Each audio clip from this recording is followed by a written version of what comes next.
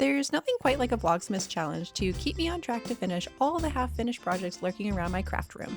This week I'm sewing up a puffy Christmas tree stuck with my fabric scraps, finishing up a few hand-embroidered bookmarks, and wrapping up a holiday-themed pom-pom wreath. Let's see how much I actually get done.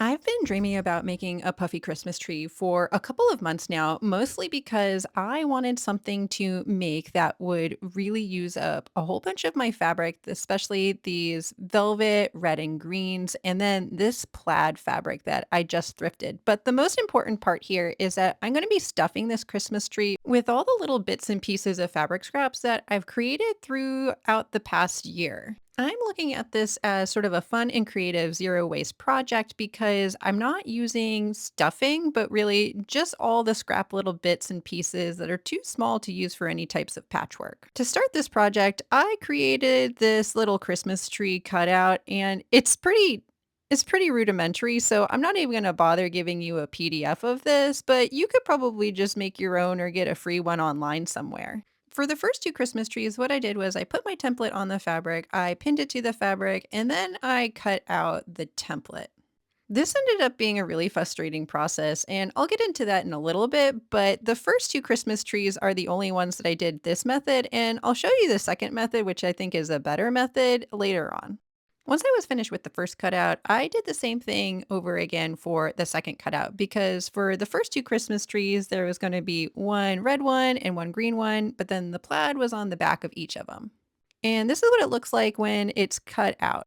I should note that I just made half of the template and then I cut everything on the fold. After cutting out both the green and the red velvet, I pinned the velvet to the check and then I brought it over to my sewing machine to sew it all together. This is where my idea with cutting out the Christmas tree really turned into a little bit of a disaster. If you notice here, the green velvet it would not stay straight on the check. And I actually had to do this one a couple of times. I did it, I picked out all of the stitches, then I did it again, and it was really frustrating and actually just sort of funny looking. If you see that, it just kept moving. It wasn't a great idea. So I went back to the drawing board, and what I did next was I just cut out a solid piece of fabric, but I actually traced on the Christmas tree. I traced around the template on one side, then flipped it over, did the other, and then I sewed with the full piece of fabric, right sides together, the velvet to the checked, and then I went around all the lines, keeping a 1/4 inch seam. This was a much less frustrating process, and it was a lot easier because the fabric had so much wiggle room that it didn't matter if the fabric was moving or not. I should also note that maybe I should have actually lowered the feed dog so that I could move the fabric around a little bit easier, but I didn't feel like messing with my machine, so I just suffered through this on all four of the Christmas trees. I left a gap at the bottom because that's where I'm going to turn right sides out and put all the stuffing into the Christmas tree. Once I was finished with all the sewing, I took out the pins and then I meticulously cut around the Christmas tree. I made sure that I clipped all the way into those tight little corners and then I clipped around the curved part so that the tree would turn out a little bit easier. Then it was time to turn right sides out. And this was a little bit of an arduous process, so I sped it up so that I didn't bore you.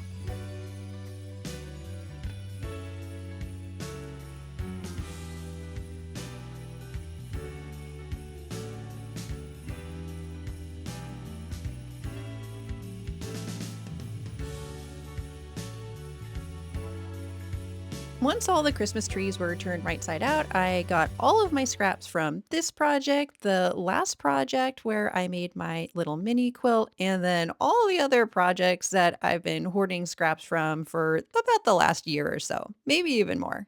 There's some pieces of batting, there's just little strips, and there's also a couple of bigger pieces, but I tried to save the bigger pieces for other scrap quilts later on. I'm also using this broken wooden knitting needle to get into all the little corners. You can use whatever you have handy. It's just that this knitting needle has retired from knitting and now it's just my little pokey stick for stuffing. I think it's also sort of fun to go through all your scraps because then you remember all the projects that you worked on over the year. That blue piece of fabric and this purple one was really memorable because it reminded me of the scrappy patchwork barn jacket that I just finished up. Going through all the scraps was almost like going through a picture album because every single little bit in scrap reminded me of a project and a certain time in my life. Some of it was more recent, others a long time ago. Once I was finished stuffing, I went back to the sewing machine and I sewed that hole closed. This is one of the steps in the process that you just have to sort of go slow so that you get it right. I also should note that I didn't really take much care into making my seam look very nice because I knew this was going to be the bottom of the puffy Christmas tree and no one was going to see it except for me. And don't worry, I did see that hole. I went back, I sewed over it, and it all came together into this lumpy Christmas tree. This wasn't at all what I was imagining, and it's sort of really comical how it turned out, but I decided to just roll with it because I was too deep into this process to start over and to make a little less of a lumpy Christmas tree. Next, I had to figure out how to get all the puffy Christmas trees together to actually make a 3D Christmas tree, and the stuffing of the Christmas trees with all the scrap fabric made it so bulky that there was no way I was going to hand sew this or even sew it with my sewing machine, so I used the hot glue gun and I glued all 4 pieces together. Putting this Christmas tree together made me laugh a lot because it's not at all what I imagined, but it turned out pretty cute and it used up all of those scraps that I had lying around. And since I'm low-key obsessed with pom-poms right now, I decided to top the Christmas tree with a medium-sized pom-pom. Stick around to the end of the video to see the final reveal of this wonky puffy Christmas tree. Next on my to-do list was to finish putting together all of the hand-embroidered bookmarks. I've been doing hand embroidery as part of my couch crafts, so after dinner I sit on the couch by the fire and I keep my hands busy while I'm either listening to an audiobook or watching some YouTube with my boyfriend. And as a result, I haven't really done too much filming of the embroidery process, but if you're interested in learning a couple of simple embroidery techniques, you can watch this video here.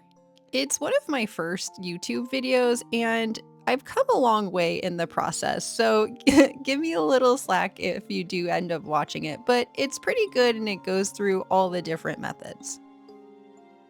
The first part of this process is tying a knot and then using a running stitch to stitch around the entire circle of embroidery. My favorite method for tying embroidery knots is slipping up one piece of the fabric to the back, tying a knot securely, and keeping all of the thread on one side. You can't even tell that there's a knot on the other side. Once I have a secured knot, I do a running stitch, but I make sure to keep the stitches pretty loose, not too tight. I'll pull it all the way tight around the bezel later on once I'm finished sewing all the way around the circle.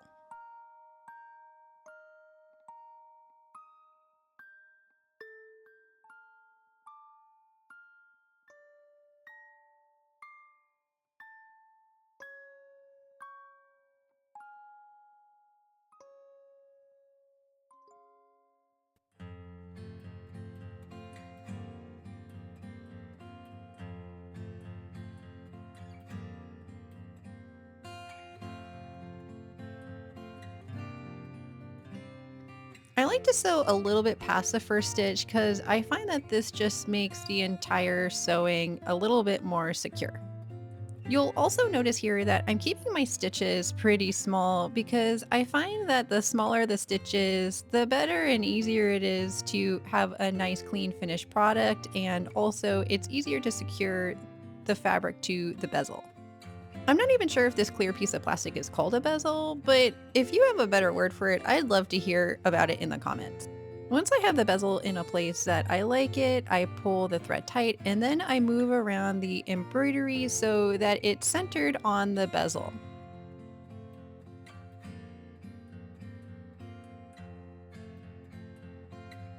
Next, to make sure that the embroidery is completely secure on the bezel, I stitch back and forth on the back in almost a star pattern to secure everything together, making sure that the thread is pulled very tight, and at the end I tie a knot and cut off the thread.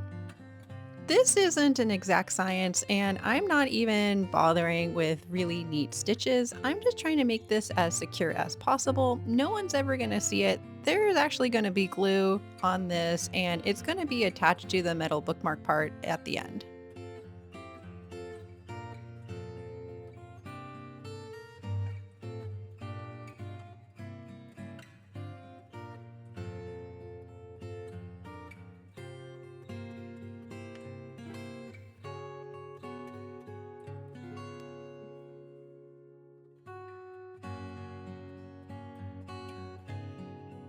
Once I was finished with the securing of the bezel to the embroidery, I got my hot glue gun out and then I went to town with the glue and I just put enough on. I stuck my little embroidered bezel on and then I held it for a couple of seconds just to make sure that it was securely placed onto the metal bookmark.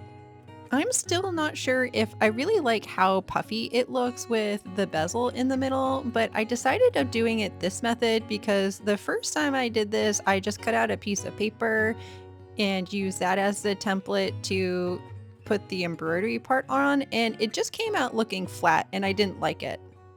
I'd love to hear your thoughts on it. So let me know in the comments if you like the 2D aspect with the embroidery on the bezel, or if you would prefer something that's a little bit more streamlined and flat. Since the metal bookmarks that I ordered came with 8 in the package, I made all 8. This process became a lot more streamlined and easier for me with the more bookmarks that I did.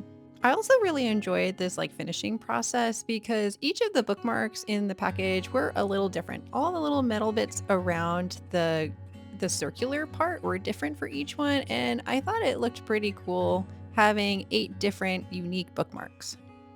I haven't been really good about posting any of the things that I make on my Etsy store, but if I do end up posting these, I'll leave a link in the description. Next, I wanted to make a pom-pom Christmas wreath. If you've been here for a while, you know that I have mentioned being low-key obsessed with pom-poms for a little while, and I'm not really quite sure why this obsession started other than the fact that TikTok kept feeding me different pom-pom wreaths and pom-pom makers, and I have one TikTok creator that I love watching, and after watching a couple of her videos, I decided I really had to try this out for myself. It has been one of the nicest couch crafts to do in my free time. It takes no brain activity at all, and it's really soothing. For this wreath, I am using a wreath form that I recently thrifted for my favorite thrift store here on the island. It was 50 cents, and I thought that was a steal. I've also been enjoying these smaller wreaths because you just don't have to make as many pom-poms. You still have to make a ton of them, but I can't even imagine how many pom-poms you'd have to make for a 12 or 18-inch wreath form. For this wreath, I am using white, green, and red pom-poms, and I'm just placing them all around the wreath to fill in all the gaps. After I'd finished hot gluing all of the pom-poms I had already made onto the wreath, I realized that I needed to make a couple more pom-poms, and what better time to show you how to use a pom-pom maker. This particular pom-pom maker is a no-name brand. It was really just honestly the cheapest one that I could get on Amazon. If you would like to get this exact set, there will be an affiliate link in the description. To start your pom-pom, you take your yarn and then you just start wrapping it around one side of the pom-pom maker, making sure that the two sides of this one side is actually together. And then you basically just go to town wrapping and wrapping and wrapping more until you have enough of the yarn on one side. You know that you have enough yarn on one side when the bottom part becomes mostly flat, and if you close the pom-pom maker will stay closed and it will sort of bite onto that yarn. Once you're satisfied with one side, you close it up and then you just move the string over to the next side and do it all over again.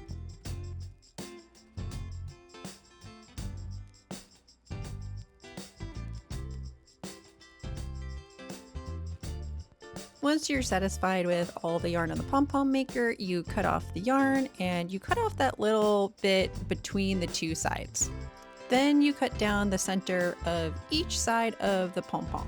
When I first started making pom-poms, I was just using the old scissors that I had. They were probably about 20 years old, and I decided that I needed a pointier pair of scissors, so I purchased these ones. I love how the tip gets right into the middle of the pom-pom maker, and it makes it really easy to cut the yarn. These scissors are also serrated, so it makes cutting the yarn feel really nice in your hand. Once you've cut all the way around the pom-pom maker, you're going to get another piece of yarn that's about 8 inches long, and then you're going to slip it between the two bits of the pom-pom maker on either side, and then tie a knot around all of the yarn. I didn't realize how difficult it was to describe how you actually make a pom-pom, so thankfully you can just watch the YouTube video and see how it's done.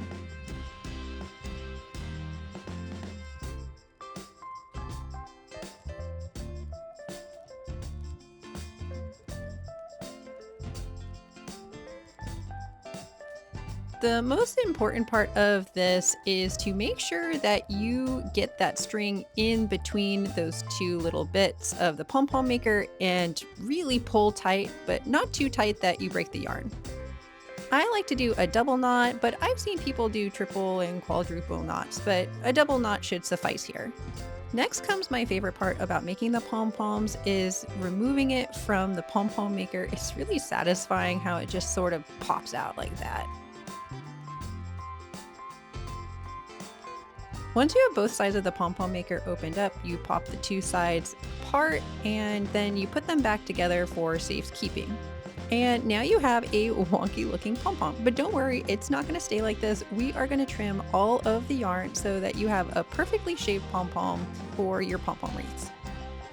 This is arguably the most meditative part of the pom-pom making is just shaping it. It's almost like giving the yarn a haircut and you just keep turning the pom-pom around in your hand until you have perfectly rounded shape.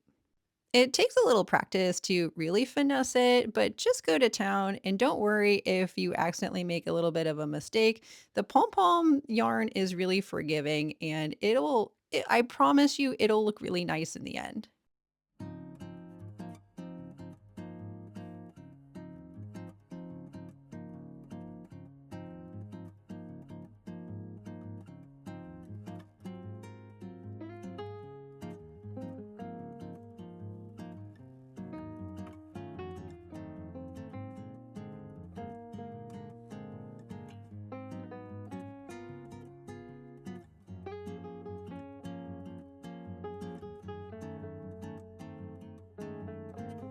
I should also mention that trimming the pom-pom creates a lot of like pom-pom dust, so you'll want to have a box that you can just trim all of the yarn dust into. This makes cleanup a lot easier and keeps your space clean. Once you're mostly satisfied with the pom-pom, you'll want to use your scissors or your hand to brush it out a little bit, get those last little bits, and then you have a nearly perfect pom-pom. At least perfect enough for a pom-pom Christmas wreath.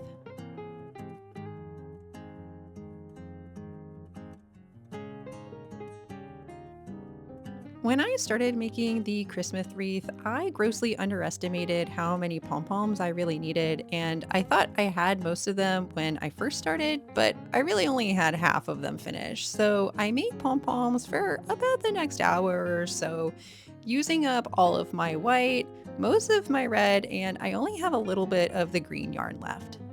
Despite the look on my face, I'm actually having a really nice time and I'm just chilling out on the floor here, watching YouTube, making pom-poms, and feeling actually pretty good and in the holiday spirit.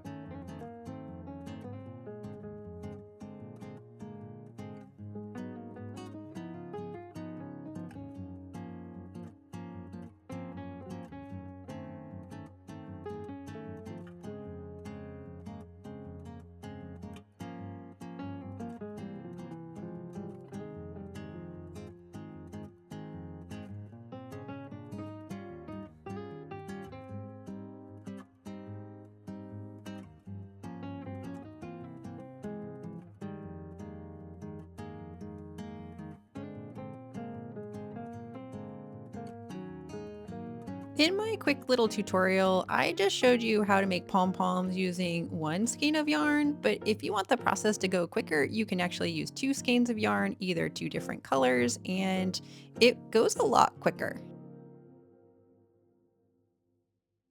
Once I was finished with all of my pom-poms, I also had this garland that I want to use. I thrifted it for 75 cents and I thought it'd be perfect on the wreath. Now on to the reveal.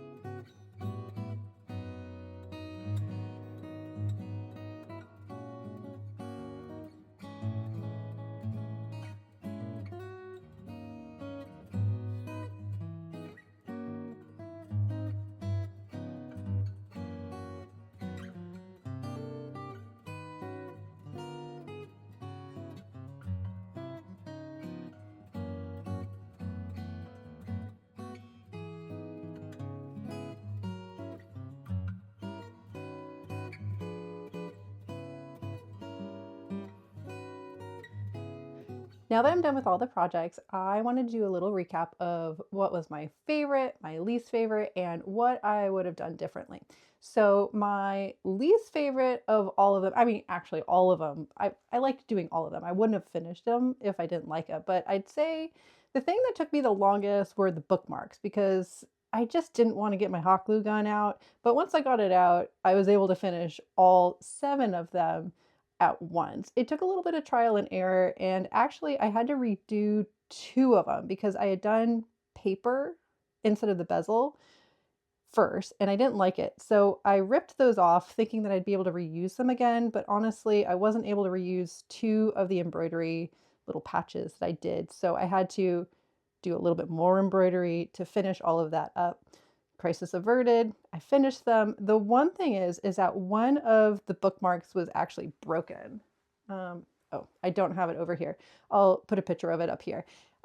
It came broken from the factory, and I didn't open the package until like, I don't know, 5, 6 weeks after I had received it. So I couldn't, it wasn't like in the time frame to return the package of the metal bookmark. So I just sort of took a loss there. If you have an idea how to fix this or make it better, let me know in the comments. My second least favorite, or my second favorite, the middle child, was the Christmas tree. I originally was only going to do 2 of the Puffy Christmas trees as opposed to all 4 of them. There's like 1, 2, 3. There's a 4th one here. I was only going to do 2 Christmas trees just to save time, but it didn't look right and it wasn't 3D enough. So I ended up doing twice as many as that I wanted to, and it took forever. The glue took forever and the stuffing really took forever, but I'm super glad that I got through all of the scraps that I had in my basket that I've been collecting. This used up so many of them. I wish I had almost made it bigger so that it would have used up more of the scraps, but maybe I'll make another one for next year or something. I don't want to make another one this year, but maybe I'll make something else to use the rest of my scraps up because my scrap little bit pile is getting out of control. It's a little bit more taking into control now, but it's still really big.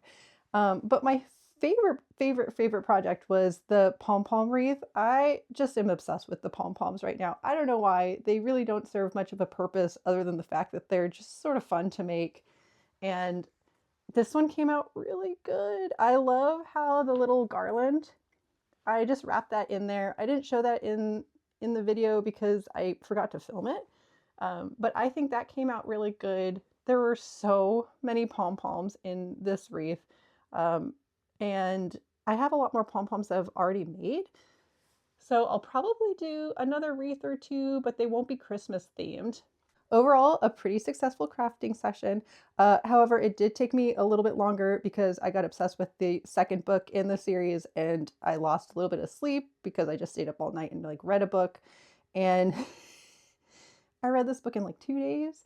I probably should have been doing something else with my life, but I wasn't. I was just reading, which was also lovely. But it meant that it took me twice as long as I wanted to make this video.